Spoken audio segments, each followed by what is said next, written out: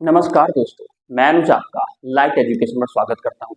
आज हम देखते हैं बंगाल विभाजन क्या है और बंगाल को विभाजित क्यों किया गया।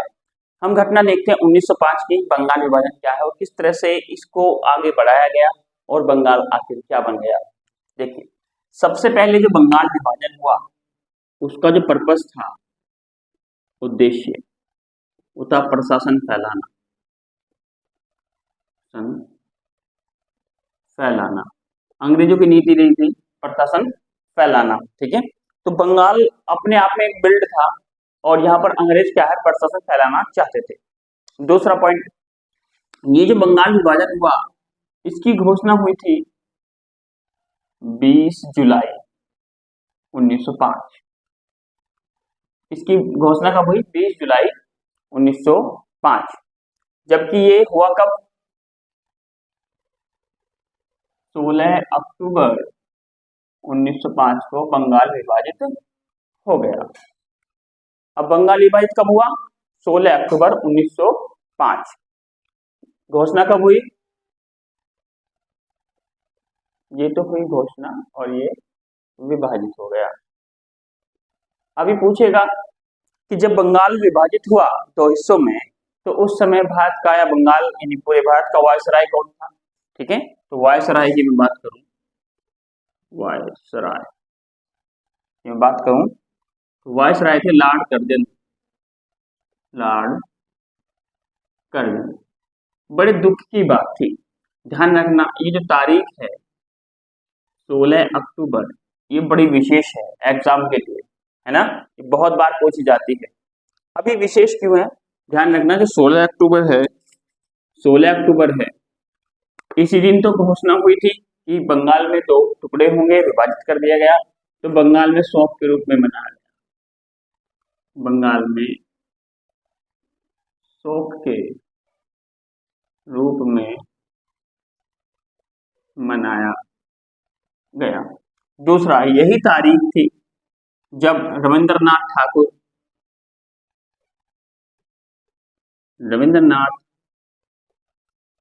ठाकुर ने एक गीत लिखा। उस गीत का नाम, इन्होंने एक गीत लिखा था,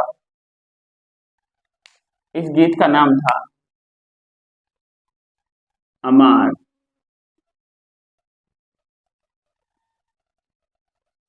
सोनार बांग्ला। ठीक है, अमार सोनार बांग्ला।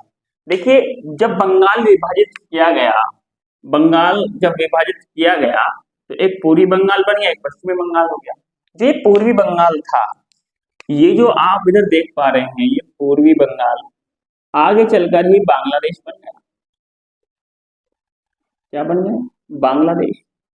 पूर्वी बंगाल ही आगे चलकर क्या बनता है? बांग्लादेश बनता है। ठीक है, अब ये बांग्लादेश बन गया आपका पूर्वी बंगाल।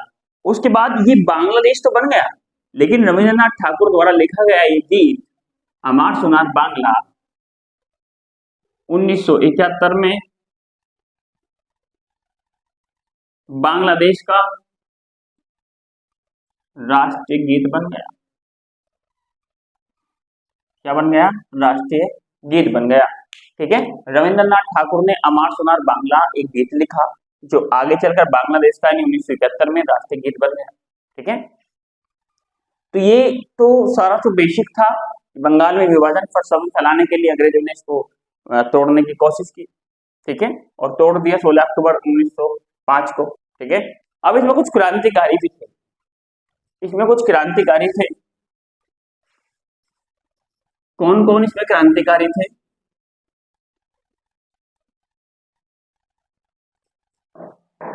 देखिए, नंबर 1 बाल गंगाधर तिलक, ये मोमेंट का हिस्सा रहे। विपिन चंद्रपाल, अरविंद घोष, ये रहे। ठीक है, बड़ी भूमिका थी इनकी इस मोमेंट के अंदर। तो जो हमके बाल गंगाधर तिलक हैं, इनको अरेस्ट कर लिया जाता है। अरेस्ट कर लिया जाता है। जब इनको अरेस्ट कर लिया जाता है तो इनको काफी दिन के लिए जेल में डाल दिया जाता है। तो उधर ये बचे विपिन चंद्रपाल और अरविंद घोष।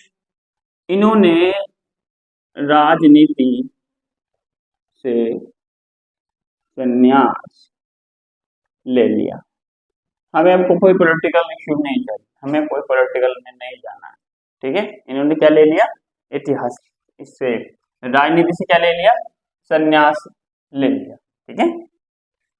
अनुशीलन समिति भी इसी से संबंधित है, जो अनुशीलन समिति थी फर्स्ट, ठीक है, वो भी इसी से संबंधित है। तो ये था बंगाल विभाजन।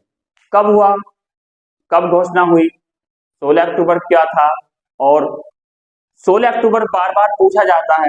ये 16 अक्टूबर की बंगाल के शोक के रूप में कौन सा दिन मनाया जाता है, तो 16 अक्टूबर, क्योंकि इसमें बंगाल दो भागों में बांट दिया गया था। अब बात करते हैं मुस्लिम लीग क्या थी। मुस्लिम लीग,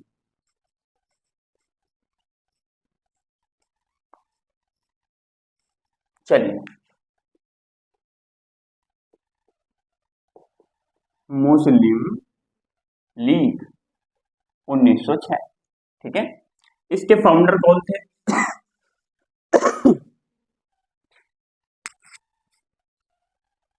इसके फाउंडर, फाउंडर का मतलब है इसके संस्थापक कौन थे। इसके संस्थापक थे ढाका के नवाब, उनका नाम था सलीमुल्लाह, सलीमुल्लाह थे। अगर पूछा जाए मुस्लिम लीग का जो अध्यक्ष थे, अध्यक्ष कौन थे, तो अध्यक्ष में आप लिखेंगे आगा खां, आगा खां। इसका उद्देश्य क्या था मुस्लिम लीग का, जो purpose, what is the purpose of Muslim league, उद्देश्य, उद्देश्य ये था, पृथक निर्वाचन मांग रही थी, पृथक निर्वाचन मांग रही थी। पृथक निर्वाचन की डिमांड कब थी, अमृतसर में एक अधिवेशन था, अमृतसर में अधिवेशन था 1908 में, अधिवेशन कहाँ था ये अधिवेशन, अमृतसर, अमृतसर में अधिवेशन था। और उन्होंने क्या है डिमांड करी किसकी, पृथक निर्वाचन की। तो 1919 में इसको माना, 1909 में इसको माना गया, मॉडल मॉडल जो नियम लेकर आया था उसको माना गया।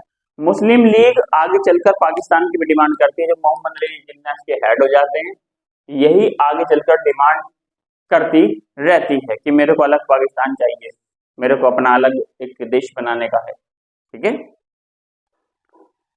अगर आपको इनमें से कुछ भी नहीं आता, आप बेसिक जानकारी भी अगर आपको जानकारी लिखेंगे तो भी आप बहुत कुछ सीख जाएंगे, ठीक है। तो ये इसका उद्देश्य था मुस्लिम लीग का, ठीक है। इसके फाउंडर जो हैं हमारे सलीमुल्लाह जी हैं, और इसके अध्यक्ष जो है परमानेंट अध्यक्ष आगा खां थे, और इनका जो उद्देश्य था पृथक निर्वाचन था, ठीक है। आगे देखते हैं।